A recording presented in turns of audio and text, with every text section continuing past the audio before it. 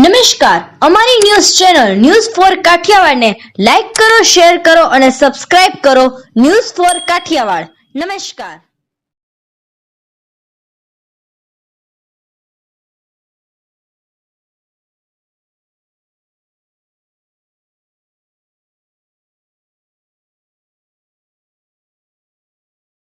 જૂનાગઢ શહેરમાં રહેતા યુવાન પર ઘાતકી હુમલો.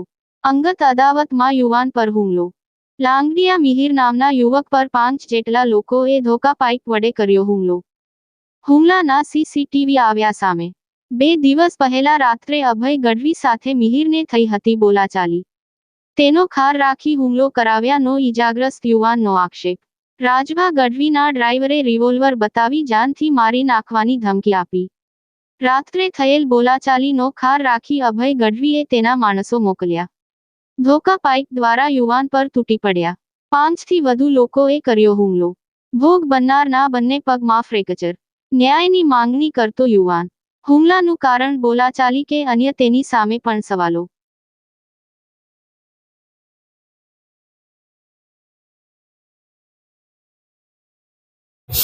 મારું નામ લાંગડિયા મિહિરદાન, મધુરમ નાગરિક બેંક સોસાયટીમાં રહું છું.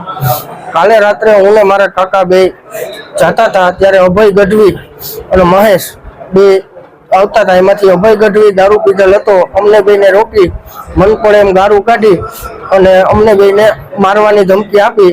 મહેશે રાજભાની રિવોલ્વર કાઢી અમને બતાવી અને મારવાની ધમકી આપી. અમે ત્યાંથી કંઈ બોલ્યા નહીં, વયા ગયા. પછી આજે બપોરે 5:30 વાગે 2 ગાડી લઈ, એક ફોર્ચ્યુનર અને એક થાર લઈ અને આવ્યા અને મને કીધું કે તારા કાકા ક્યાં છે. એ ના મળતા મને બધાએ ધોકા અને પાઇપો વડે મારેલ છે. હું મારું માથું બચાવી અને સૂઈ ગયો તો બધાએ મને મારી રાખ્યા. મારા પગમાં ફ્રેક્ચર કરી નાખ્યા છે.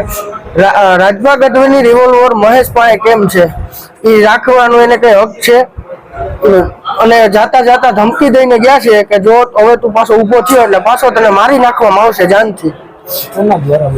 આ બધું મોકલનાર અભયદાન ગઢવી છે, અભયદાન સુરુ.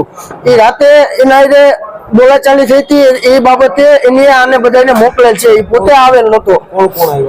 મહેશ ગઢવી, લખન ગઢવી, રાજભાનો ડ્રાઈવર, પછી પુંજો મેર, પછી ભરત ઓડેદરા, કાનો ગઢવી અને અન્ય 2-3 જણા 2 ગાડી લઈ આવ્યા.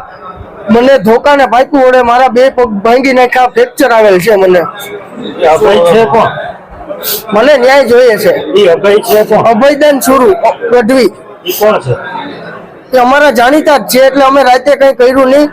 પણ એની બપોરે આવી રીતના મોકલી અને મારી માથે દગો કરી અને મને માર્યો.